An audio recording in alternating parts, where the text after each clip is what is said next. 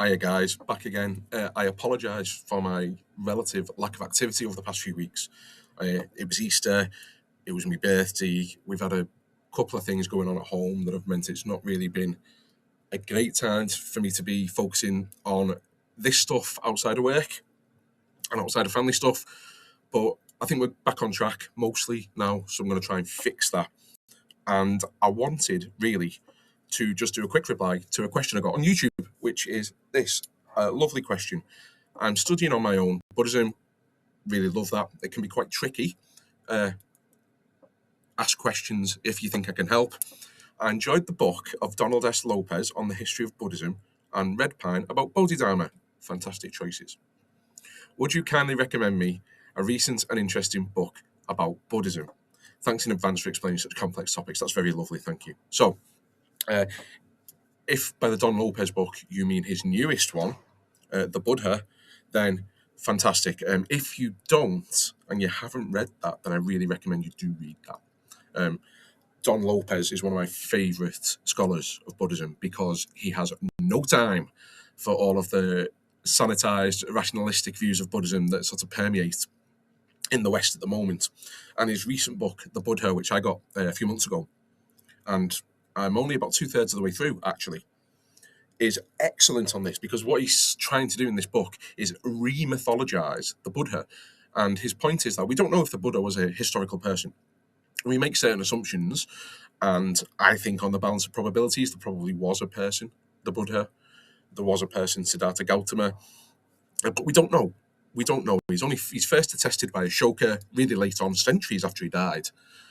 And Lopez is really driving at this point, saying, "Look, so much of Buddhism is mythological. Some really interesting stuff. Most Buddhists have never meditated. Most Buddhists historically wouldn't have had a clue about the Four Noble Truths. It would be really shocking, and is really shocking to some Buddhists to say it's atheistic." And he brings together this masterful account of Buddhist history drawn from ancient sources and pulls it all together to give us a blow-by-blow account of what we can determine as sort of Buddhist hagiography, if you like, mythological history. And what this allows us to do is to trace some common threads that do away with this Western Protestant idea that Buddhism is a fully rationalistic, scientific, non-religion but philosophy. And I really love that work. I think it's super important because it's accurate and because it brings a lot of nuance. And this is crucial when we're talking about things like world religions. The second book that I would like to recommend is Bhikkhu Analayo's The Perfection of Wisdom in First Bloom. And I think this came out last year. I think it was 2025. Now, what this does is looks at some of the earliest collections of the Prajnaparamita texts, the Perfection of Wisdom texts. And he does this, I think, from the Chinese and from the Gandhari. Now, you know I love to talk about the Gandhari stuff. So the Gandhari Perfection of Wisdom text is, if I'm not mistaken, the oldest Buddhist text in existence. All right.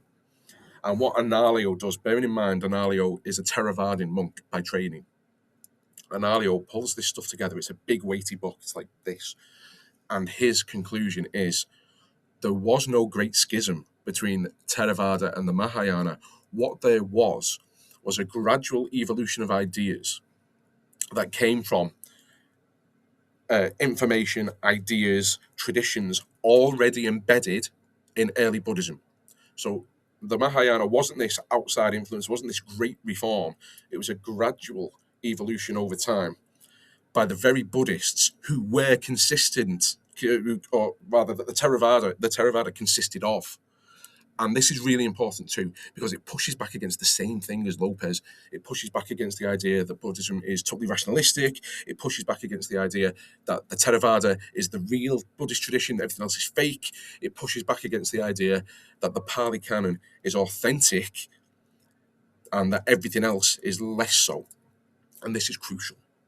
So if you haven't read those two books, I really recommend reading those two books. The Analayo one is a slog. It's a big book, but it's really worthwhile. And it looks intimidating because of its size, but Analayo writes with the clarity of a layperson. Yeah, it's not hard to follow, but he has the insight of a scholar because he is one.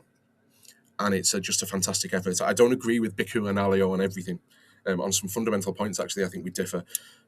But his ability as a scholar and his ability as a teacher is unparalleled for me in the Buddhist world. I think he's fantastic. And read his books.